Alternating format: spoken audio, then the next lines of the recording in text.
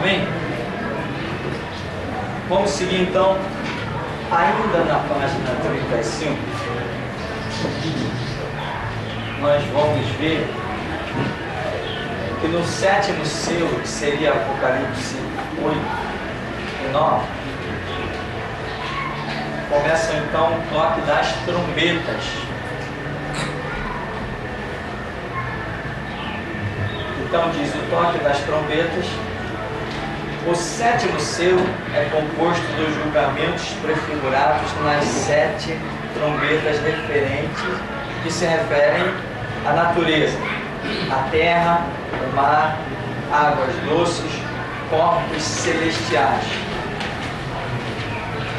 Aí diz, primeira trombeta, Apocalipse 8, 1/3 da terra será queimada pela saraiva, fogo, sangue. 1/3 das árvores e de toda a erva será queimada. Então nós já vimos o que significa esse 1/3. Não é 1/3, não é simplesmente 1/3. 1/3 significa tudo aquilo que o diabo conseguir realizar de mal, ele vai realizar. 1/3 está se referindo a todo o potencial satânico, com todos os demônios soltos. É uma quantidade muito grande, porque quando João tem a visão de Apocalipse, ele fala de 200 milhares, lembra? E vi cavaleiros e o seu número era 200 milhares, uma coisa assim, ou 20 vezes 200 milhares. Ele fala um número lá bem absurdo de grande. E a Bíblia diz que Satanás, por sua rebelião, arrastou 1/3. Se o número de anjos visto por João ali é um número já absurdo, e ele está se referindo apenas a uma situação de cavaleiros, anjos montados em cavalos, se ele está apenas se referindo àquilo ali, ele já menciona um número tão absurdo que ele é obrigado a usar o termo multiplicação para colocar o número em ação. Imagina então, se for juntar esses que João está vendo, com mais toda a multidão de anjos que nós podemos ver em outras posições ministeriais. E a Bíblia diz que dessa multidão é que 1/3 se rebelou. E agora, esta multidão de anjos caídos que se transformaram em demônios, alguns com um poder meio, uma influência, melhor dizendo, bem forte sobrenaturalmente, eles estarão todos soltos na terra. Então, daquele dia, igual não houve, e depois não haverá igual. Então, esse período chamado Grande Tribulação está aí dentro dos 3 anos e meio, é realmente algo estonteante. E aqui diz então, na 4ª trombeta, Apocalipse 8, 1/3 do sol, da lua, das estrelas se escurecerá, provocando desastres ecológicos. Diz aí Isaías, diz Ezequiel. Isso aí são textos que estão sujeitos a interpretações variadas, mas que nos dá o entendimento da ocorrência desse fator básico, de que os fatores da natureza realmente sofrerão um abalo.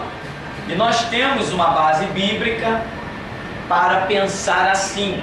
A base bíblica a parte da interpretação que esses próprios textos nos permitem, tem o fator de que Gênesis, capítulo 1, diz que ora a terra era sem forma e vazia, sabendo nós que Deus não criaria uma terra sem forma e vazia. E Gênesis não mostra a criação da terra, Gênesis mostra a recriação. Quando o Espírito de Deus aparece em Gênesis, né, e Jesus aparece em Gênesis como o executor de Deus, como o verbo divino, como a ação da palavra de Deus, o cumprimento da ação da palavra de Deus, lá nós não vemos a terra sendo criada. O cenário de Gênesis capítulo 1 já mostra a terra, sendo que uma terra sem forma e vazia. Então o cenário de Gênesis nos mostra uma terra sendo recriada. Por que que essa terra precisou ser recriada? Acreditamos que foi justamente a rebelião de Lúcifer. Quando Lúcifer se rebelou e os anjos lutaram contra os anjos rebelados, os anjos de Deus lutaram contra os anjos rebelados, né? Diz que lutou Miguel e os seus anjos, e lutou também o dragão e os seus anjos. Aquilo tanto é um passado, quanto para mim ainda é um futuro. Aconteceu na rebelião real, e eu creio que vai acontecer de alguma maneira ainda para o futuro. No episódio particularmente do arrebatamento da igreja. Agora, ali nós vemos essa batalha terrível compreendida exatamente aqui, ó. 1/3 da lua, das estrelas, por exemplo, desastres ecológicos, essa palavrinha aí, ecológicos, assim como todo sistema ecológico, inclusive acreditamos que tenham sido mortos aí os dinossauros. Os dinossauros existiram nessa terra antes dela estar sendo recriada. Quando Deus vem recriar a terra, os dinossauros já haviam sido extintos. E acreditamos nós que tenham sido extintos justamente por causa dessa rebelião de Lúcifer. Foi uma guerra terrível no universo, e isso provocou uma catástrofe, um cataclisma na própria Terra. E acredito eu que não só na Terra tenha provocado esse cataclisma, tenha provocado em todo o universo. Só que a Bíblia, quando Deus está revelando a Moisés, Deus se prende exclusivamente em falar dos fatores incidentes sobre a Terra, onde Ele está para colocar o homem. Isso deve ter gerado um problema em todo o universo. Imagina, milhões de anjos guerreando, anjos imortais, guerreando de tudo que é maneira, com poderes investidos. Uma coisa não é esse negócio de que a gente vê na televisão, não, né? Aquelas arminhas, aqueles poderes de criança, aquelas coisas, não é isso não. É realmente um impacto violento, forças fora do comum, uma rebelião incrível, uma multidão que você não tinha como contar. A Bíblia prefere chamar simplesmente de 1/3, de um número ser tão absurdo. Então houve um cataclisma que gerou um problema e a terra precisou ser recriada. Aqui de novo, os anjos estão todos soltos e lá vem problema. Eles vão de novo mexer numa estrutura que aqui, como diz, sol, lua, estrelas se escurecerá, provocando desastres ecológicos. Então nós temos aí uma margem que nos permite pensar realmente na existência desses fatos. Tem a 5ª trombeta de Apocalipse 9. Os juízos de Deus apontam agora diretamente para o homem. Você vê que Deus vem agindo por parte. Deus vem causando problemas e permitindo causar problemas na terra, no clima. Ou vai ficar muito frio, ou vai ficar muito quente, vai ser uma coisa incontrolável. De noite muito frio e de dia muito quente, coisas fora do normais, coisas que as pessoas não vão poder andar na rua normalmente, não vai ser possível. Vai gerar queimaduras rápidas na pessoa, elas não vão poder, o clima vai ficar insustentável. Então vai haver esse problema. Os mares vão ter problemas, a alimentação vai ter problema, tudo vai ter problema. Mas Deus não se contenta em agir e permitir que o diabo haja só nessas coisas. Depois vem juízos diretos sobre a personalidade humana, sobre o fator psicológico do ser humano. Então diz aqui, juízos apontam agora diretamente para o homem. Cairá uma estrela do céu com a chave do poço do abismo. O sol e o ar se escurecerão. Todos os que não tiverem o sinal de Deus em suas frontes serão feridos por gafanhotos com poder de ferir, como os escorpiões, com grande tormento, durante 5 meses. Os homens pedirão a morte, porém esta fugirá deles, né? Tem várias passagens bíblicas onde se tem a interpretação desses fatos. Agora, aqui está dizendo que uma estrela cairá do céu com a chave do poço do abismo. Ou seja, Deus vai dar a chave, nós já sabemos que é uma permissão. Deus vai permitir que o diabo vá neste poço do abismo, né? Tem gente que pensa que tem demônio no inferno. Não, não tem demônio no inferno. No inferno hoje nós podemos crer que existem espíritos de homens, não demônios. Ah, o diabo mora no inferno. Coitados. Incrível que a igreja está quase terminando seu tempo e gente de Bíblia na mão ainda é tão besta de dizer que o diabo mora no inferno. O diabo nunca morou no inferno. A Bíblia diz que o inferno é um lugar de tormento, não é um lugar que se entra e se sai. O diabo, vou descansar um pouco lá em casa, botar as pernas, vou assistir uma TV, vou até o inferno. Aí agora eu vou voltar para a terra para dar uma passeadinha lá, ver quem eu mais mato e destruo. Isso é coisa, não existe isso. O inferno, quando alguém é posto ali, está frito, meu amigo, e bem frito. Vai ficar lá. Entende? O inferno não é um lugar que se entra e sai, entra e sai. Não existe isso. De onde vem, diabo? De rodear a terra e passear por... Não, vem ali da minha casa, estava curtindo um videogame no inferno, né? Nada disso. Então, o inferno, aqui diz, o inferno é um lugar que, se os demônios caem lá, eles ficam presos, não saem mais. Depois diz que esse inferno vai ser lançado aonde? No lago de fogo e enxofre. Novamente, está lá. Agora, ao que nós temos entendido, do inferno sairão almas de homens, alma e espírito de homens, para comparecer perante o tribunal de Cristo, ser julgado, condenado, para justificar por que estava lá. Se tinha alguma dúvida, não vai ter mais.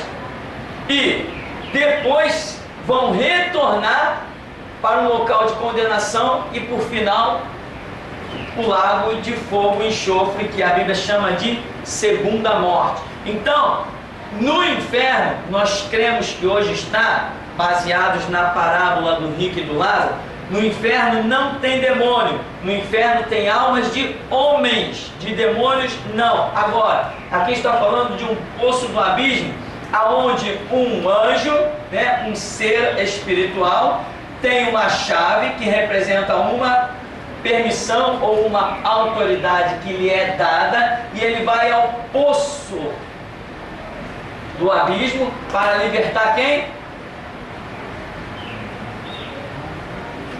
A chave do poço do abismo. Libertar os demônios que lá estão aprisionados, como já falamos. Nem todos os demônios estão soltos sobre a terra. Eu diria, a maioria está lá no poço do abismo.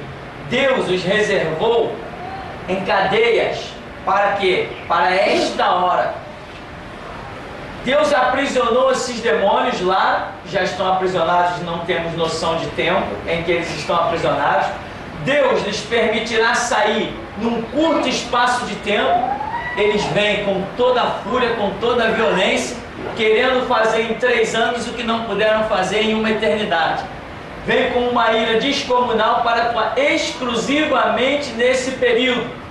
Depois desse período de 3 anos e meio por aí, eles são aprisionados novamente para um período que será instituído de 1000 anos. Amém? Daqui para frente, 1000 anos, quando esses demônios estarão todos presos novamente, inclusive Lúcifer, que inclusive os demônios que hoje estão passeando sobre a terra. Então, Deus permitirá a liberação desses demônios. E eles vêm para ferir quem? Agora eles não querem mais saber de sol, eles não querem saber de lua, não querem saber de estrela, não querem saber de mar, não querem saber de peixe. Eles vêm para atormentar quem? Exclusivamente homens. Durante quanto tempo?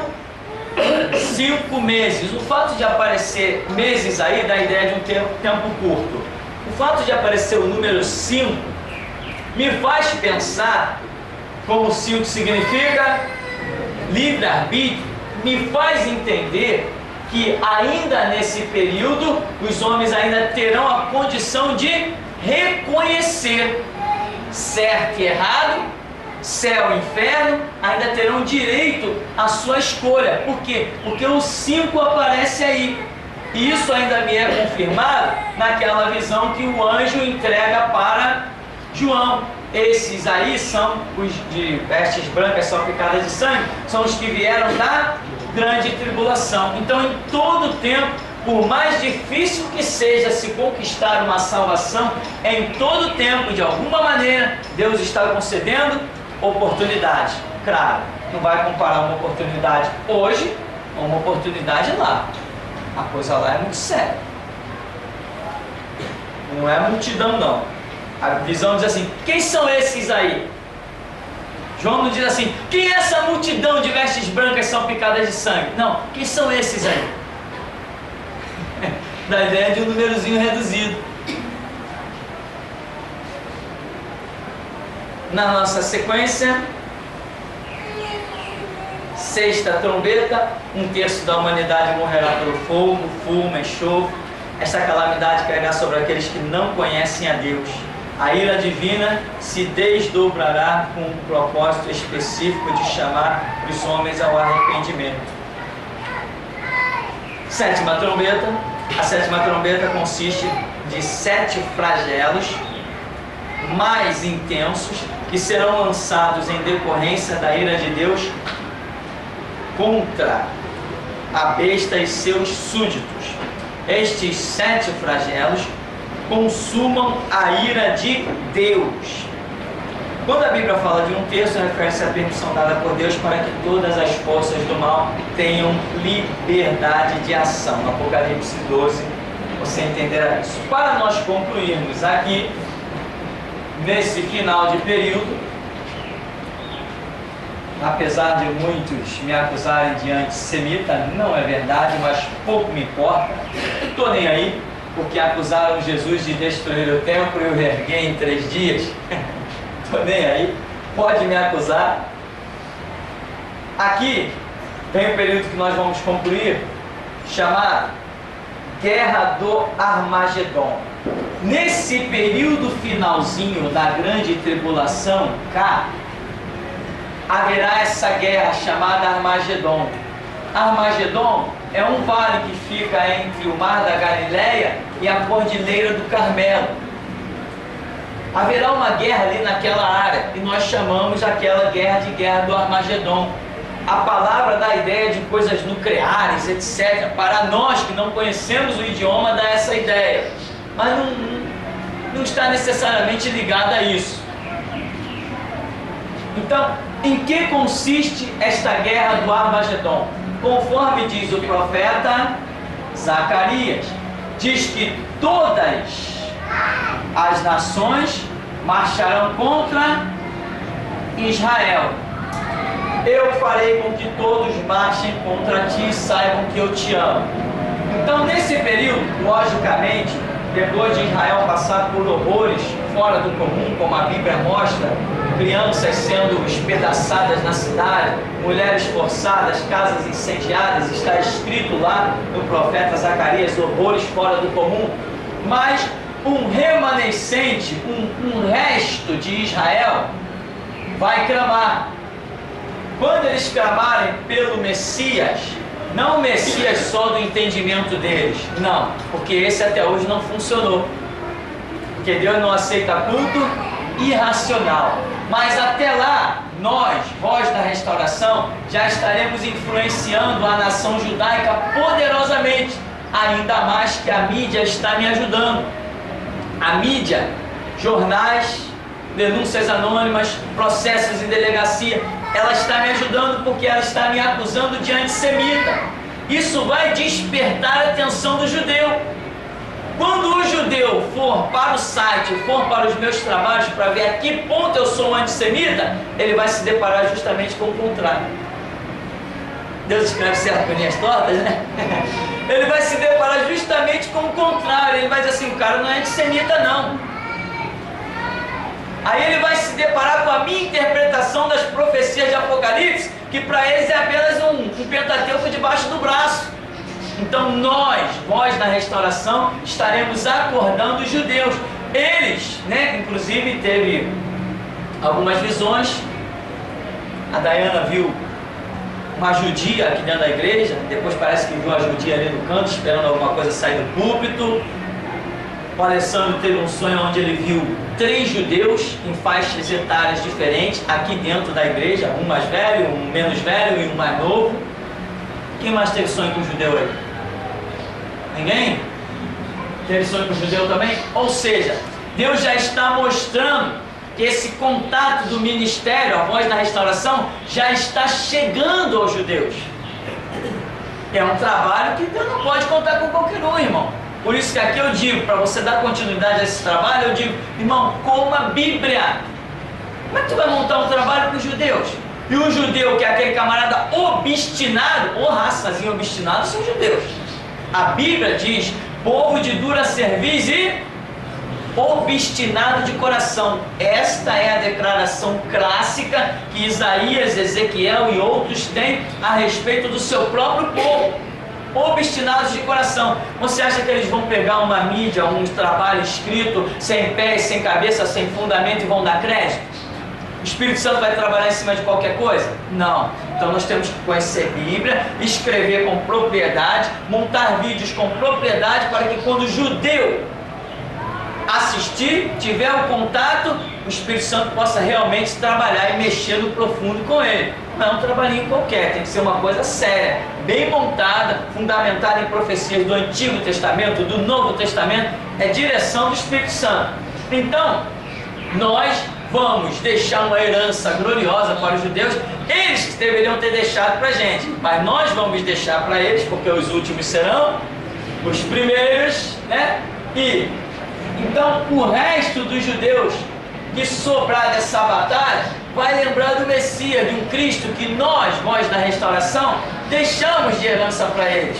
Eles vão clamar. Quando eles clamar, aqui no final, no Monte das Oliveiras, desce Jesus Cristo para por fim a guerra do Armagedon, em que todas as nações, Brasil, Rússia, Irã, Estados Unidos, França, Inglaterra, está todo mundo contra Israel. Esse resto de Israel que vai sobrar e vai clamar, vai receber o Messias que virá para implantar com sede em Jerusalém o seu reinado por 1000 anos. Esses 1000 anos nós vamos ver na próxima aula os detalhes dele. Então, este é o episódio que fecha esse período chamado Grande Tribulação. Ele vem pegando já gentios, porque o reinado do anticristo primeiro não quer dominar os judeus. O reinado do anticristo vem primeiro para dominar os gentios.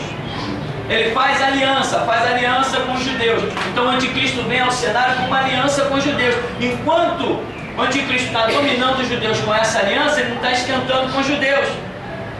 Os judeus estão dominados com ele falsamente por causa de uma aliança. Mas uma igreja no final dos tempos é o problema, é a pedra de tropeço para o anticristo, porque essa igreja não fará aliança com ele. Essa igreja vai andar no meio de pedras afogueadas, enciumando o diabo. Então, quando encerra a era da igreja, o anticristo mostra a sua face, Israel diz, esse camarada não é Messias nenhum, conversa fiada, quebra a aliança com ele, aí ele reúne todas as nações que ele já conquistou, a igreja já saiu do caminho dele porque foi arrebatada, então ele marcha contra Israel para riscar Israel do mapa. Israel passa por horrores fora do comum e o resto no final acaba dizendo, ou o Messias vem agora ou não vem mais.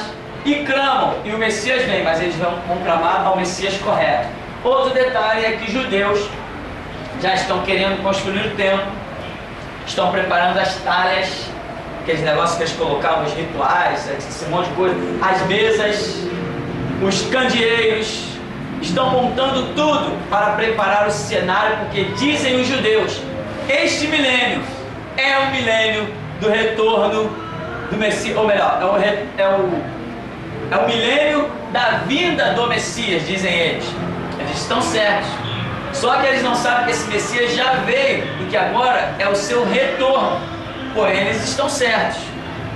Porque dizem eles, esse é o 7º milênio, nós vamos entrar no 7º milênio. E se entramos no 7º milênio, as guerras têm que acabar. A paz tem que reinar, porque é o reinado do Messias. E no reinado do Messias, dizem eles, acertadamente, não terá guerra. E eles dizem, o Messias vem, vai reinar com quem? Aí o judeu bate no peito, vai reinar conosco. Vai, com certeza vai. Mas não é de graça. Depois de eles olharem, não ter mais para onde fugir.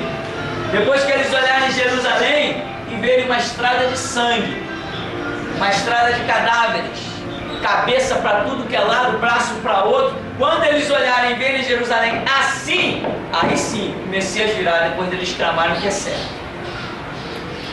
Mas eles não sabem disso, por enquanto. Mas eu vou fazer o vídeo e eles vão ficar sabendo. E quer ouçam, quer deixem de ouvir. Eu tenho que fazer a minha parte. Então, e por outro lado, quanto mais me acusarem de antissemitismo, melhor vai ser. Porque mais vai levar os judeus ao site. Então aqui tem esse cenário. E nós falamos aí propriamente dito da Guerra do Armagedon. Eu vou ler na página 36 para nós concluirmos. Diz: Armagedon é uma planície entre o mar da Galileia e a Cordilheira do Carmelo. Na segunda metade da última semana, Deus derramará os seus juízos cada vez mais severos.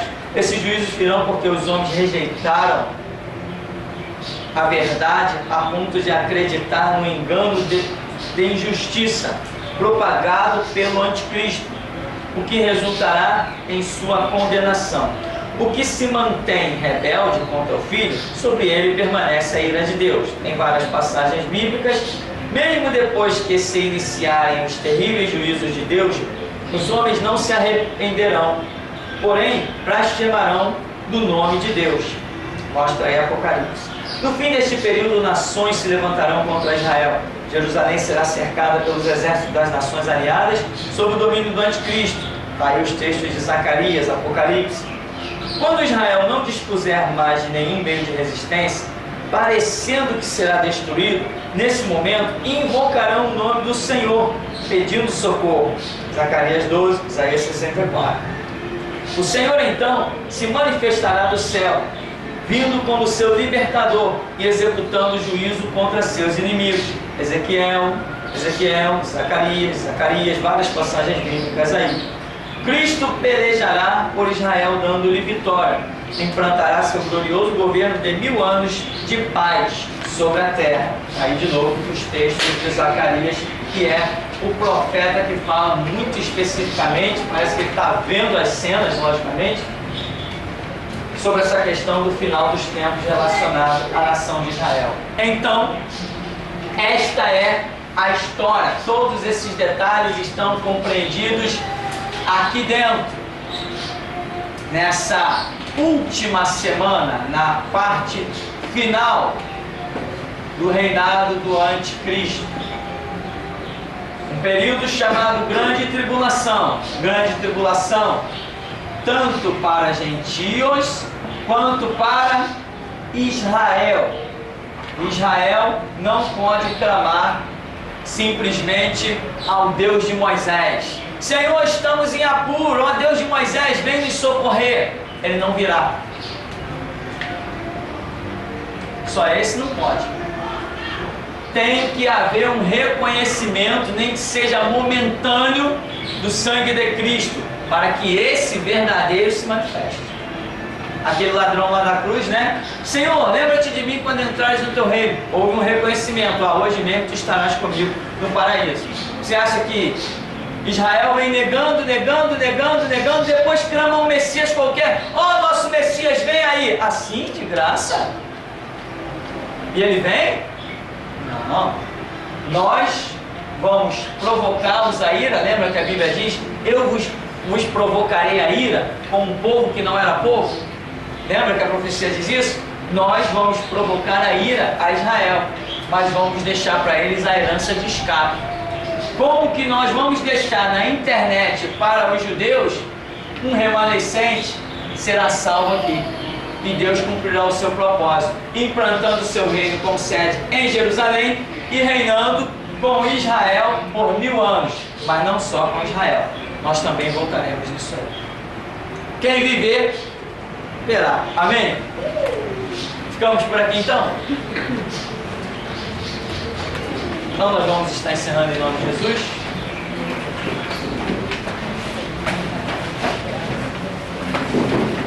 Deus vivo, nós te glorificamos por esta hora, por este momento, e queremos te pedir forças redobradas, porque está escrito e nós cremos e sabemos que é verdadeira a tua palavra. Os que confiam no Senhor renovarão as suas forças, subirão com asas como aves, correrão e não se cansarão, caminharão e não se fadigarão. Deus, usa esta mídia que está aí, ainda que profanada e corrompida, assim como tu usaste o diabo no livro de Jó. Usa também essa mídia que aí está, ó Deus, para apressar os teus projetos, para promover os teus ideais, porque operando o Senhor, ninguém impedirá. Até mesmo quem quer te impedir, ó Deus, tem que servir ao teu propósito, pois nenhum dos teus pensamentos poderá ser impedido. Dá-nos graça, capacita, nós queremos te servir. Instrui-nos, ó Deus, impulsiona-nos, guarda-nos como a menina dos teus olhos, Senhor.